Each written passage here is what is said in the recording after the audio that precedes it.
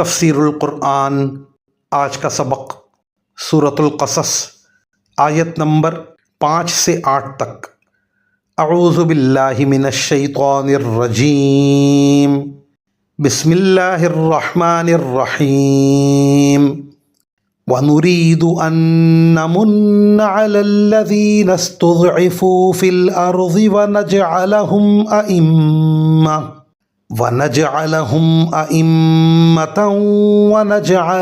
الْوَارِثِينَ وَنُمَكِّنَ لَهُمْ فِي الْأَرْضِ وَنُرِيَ فِرْعَوْنَ وَهَامَانَ وَجُنُودَهُمَا مِنْهُمْ مَا كَانُوا يَحْذَرُونَ وَأَوْحَيْنَا إِلَىٰ أُمِّ مُوسَىٰ أَنْ أَرْضِعِيهِ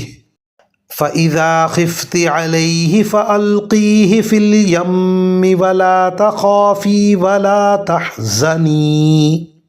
إِنَّا رَادُّوهُ إِلَيْكِ وَجَاعِلُوهُ مِنَ الْمُرْسَلِينَ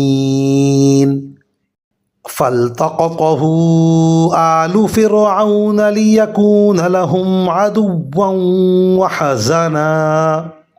إِنَّ فِرْعَوْنَ وَهَامَانَ وَجُنُودَهُمَا كَانُوا خَاطِئِينَ۔ ترجمہ: اور ہم یہ چاہتے تھے کہ جن لوگوں کو زمین میں دبا کر رکھا گیا ہے ان پر احسان کریں، ان کو پیشوا بنائیں، انہی کو ملک و مال کا وارث بنا دیں اور انہیں زمین میں اقتدار عطا کریں، اور فرعون، حامان اور ان کے لشکروں کو وہی کچھ دکھا دیں جس سے بچاؤ کی وہ تدبیریں کر رہے تھے۔ اور ہم نے موسیٰ کی والدہ کو الہام کیا کہ تم اس بچے کو دودھ پلاؤ، پھر جب تمہیں اس کے بارے میں کوئی خطرہ ہو تو اسے دریا میں ڈال دینا، اور ڈرنا نہیں اور نہ صدمہ کرنا، یقین رکھو ہم اسے واپس تمہارے پاس پہنچا کر رہیں گے اور اس کو پیغمبروں میں سے ایک پیغمبر بنائیں گے۔ اس طرح فرعون کے لوگوں نے اس بچے یعنی حضرت موسیٰ علیہ السلام کو اٹھا لیا تاکہ آخرکار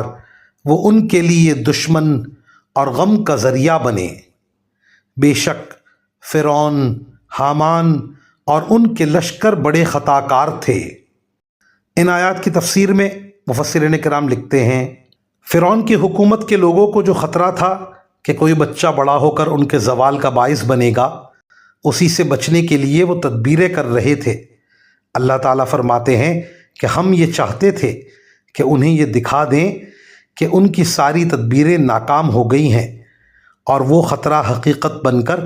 سامنے آ گیا ہے۔ خطا کار ہونے کا مطلب یہ بھی ہو سکتا ہے